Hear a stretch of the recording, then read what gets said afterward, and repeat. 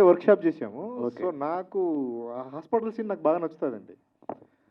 Hospital సీన్లు చేసేటప్పుడు నాకు అంటే చాలా పెద్ద సీను, కన్వర్జేషన్ పెద్దగా ఉంటుంది.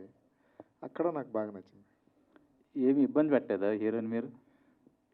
నేను ఇబ్బంది పెట్టలేదంటారా? మీరు అది హీరోని అడగాలండి నన్ను.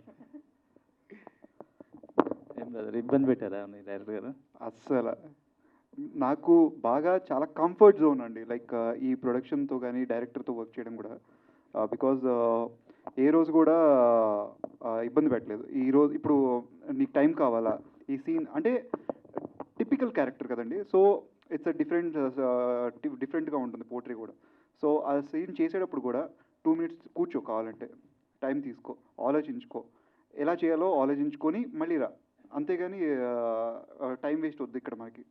సో అంత కూల్గా చెప్తారు. సో ఈవెన్ నాకొక్కడికే కాదు, లైక్ ఈవెన్ యాక్టర్స్ అందరికి కూడా అండ్ ఈవెన్ టెక్నీషియన్స్కి కూడా.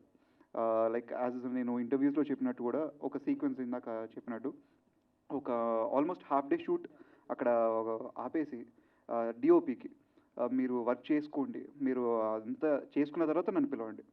సో ఇక్కడ వీళ్ళంతా ఏదో పిక్నిక్ వచ్చినట్టు చక్కగా కూర్చొని ఎంజాయ్ చేస్తుంటే డిఓపి ఒక్కడే మాత్రం బుక్ అది పట్టుకొని రెండు మానిటర్లు పెట్టుకొని కెమెరాలు అయ్యను పెట్టుకొని ఆయన ఒక్కడే వర్క్షాప్ చేసుకుంటూ.